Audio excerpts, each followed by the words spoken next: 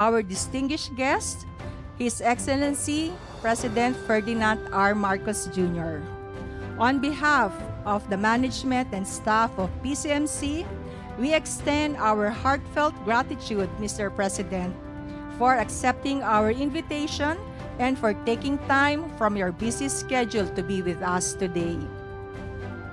PCMC has a rich history, deeply rooted in the visionary leadership of your parents, former President Ferdinand E. Marcos Sr. and former First Lady Imelda R. Marcos. Originally known as Lungsod ng Kabataan, PCMC was created in 1979 through a presidential decree with the goal of providing specialized health care for the children of the Philippines. From its inauguration in 1980, led by the then first couple, which was the first and the last time a President of the Republic visited this hospital, Lungsod ng Kabataan stood as a beacon for Filipino children and their families, offering not only medical care but also a place designed to bring joy and comfort to every young patient. The hospital was envisioned as a wonderland for children, adorned with vibrant murals and artworks that brighten the spirits of all who visited. 44 years later, I am proud to say that PCMC has more than lived up to its original vision. Today, PCMC is recognized as a national reference center for advanced pediatric specialty care, serving children from different parts of the country. We have continuously strived to elevate the quality of care we provide, ensuring that every child receives the specialized treatment they need. As we gather here today, it is also fitting to highlight that September is Childhood Cancer Awareness Month.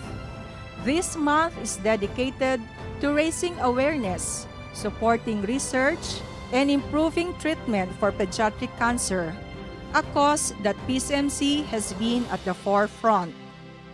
Today's event also brings to light the advancements we have made in this field thanks to our unwavering commitment to better the lives of Filipino children. In conjunction with this celebration, we are also proud to present the PCMC 20-story Legacy Tower, a new chapter in our institution's journey toward further enhancing pediatric healthcare infrastructure.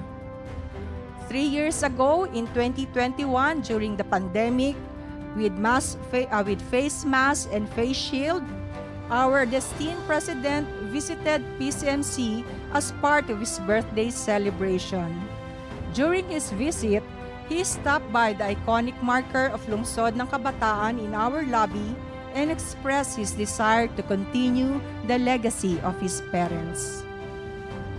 Fast forward to today, he is fulfilling that promise through his continued support for PCMC and his mission to provide advanced pediatric care to Filipino children.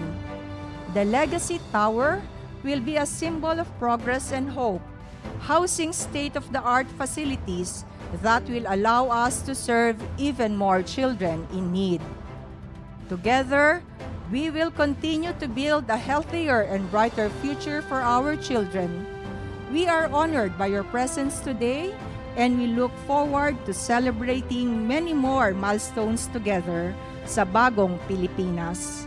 We will continue to advance pediatric healthcare not only in the Philippines, but in the whole Southeast Asia. Thank you, Mr. President, for your leadership, generosity, and belief in the mission of PCMC.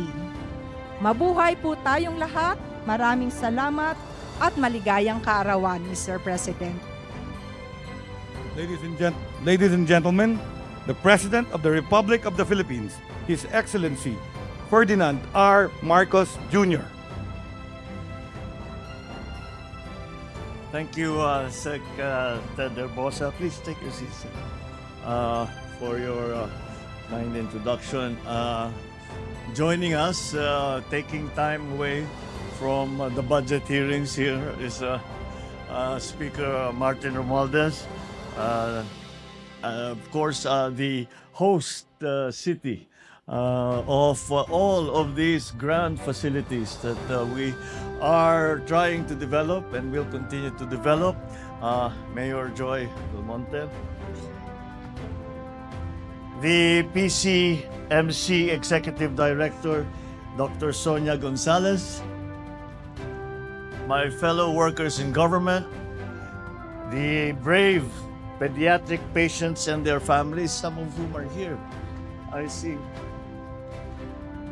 Basta't may mga bata talaga, mas magandang ang pakiramdam natin lahat, especially when we know that we are able to do something for them to make them feel better. Ladies and gentlemen, magandang umaga sa inyo lahat. To be here at the Philippine Children's Medical Center, I am reminded that in a world characterized by power and strength, children teach us what true strength looks like. We come here thinking that we need to be strong for them, but in reality, it is their strength that lifts us. It is their laughter despite the pain. It is the courage that reminds us what it means to be human. Here at the PCMC, those small frames and brave hearts show us that resilience is not about being unbreakable, but about bending without breaking, about getting back up when you fall. This place, formerly called Lungsod ng Kabataan, was born out of my parents' love for children and from their belief that children are this nation's greatest treasure. And I think, especially in the Filipino culture, that is certainly the case, not only with my parents, not only with the healthcare workers, but with every single family. After all, I think that all of us are unanimous in saying ang pinakamamahal natin sa buhay ang ating mga anak. So when my parents established this institution, they understood that the future of our country rests on those whose innocence remained pure despite the adversities that they face. That they knew that our children's welfare is the country's well-being. They built this sanctuary not just for treatment, but for hope that every child, despite whatever diseases they are suffering from, can grow up to their full potential. 44 years later, the PCMC remains true to that mission and continues to improve the quality of care and attention that it provides. The reduction in treatment abandonment and the strengthened medical assistance for indigent patients are testaments to the dedication of all of you that work here. While we have made great strides in children cancer care, we must also acknowledge that there is still a great deal that we need to do. To our little warriors and their families, you're not alone in this fight. Hindi po kayo. Kami ay nandito po. Kasama ninyo at kabalikat ninyo sa nagagawin ng lahat upang tulungan ang inyong mga anak na maging malusog at maging malakas. We stand with you, ensuring that quality health care, early diagnosis, necessary treatments, and medical assistance for indigent and financially incapacitated patients are accessible to you and to all. The PCMC Legacy Tower, with its advanced capabilities for specialty care, shall be a beacon of hope for generations of children to come. The newly installed diagnostic imaging machines, the 3 Tesla MRI, the 128 slice CT scan, and the dynamic DER X-ray machine. They're not just shiny new machines, new technologies. They are lifelines.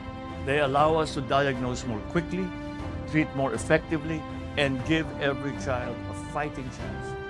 As early cancer diagnosis and prevention of treatment delays can significantly improve the quality of life for children with cancer, a precise diagnosis is crucial. That is why an additional 150 million shall be given by the Office of the President, which we just handed over, to the PCMC for further equipment upgrading. But beyond the new building and these new machines, it is the human spirit that will ultimately make the difference. The spirit that says that we will not give up. We will keep fighting no matter how hard the battle. That is why I thank the men, women of PCMC. Those of you in your white lab coats who bear the invisible battle scars within you, and those who simply wear a smile and assist in whatever way they can to make these children's lives a little better, for remaining committed to the fight against children's cancer. Your dedication is felt far beyond the halls of PCMC. Every patient, you are there making a difference. You remind us that quiet work carries the greatest impact, and that true strength is not about winning the fight, but about never giving up. If there is one thing I believe with all my heart, it is this: as long as places like this stand and people like you continue to give all that you can, hope will never run dry. It will shine through every day, every struggle, every challenge.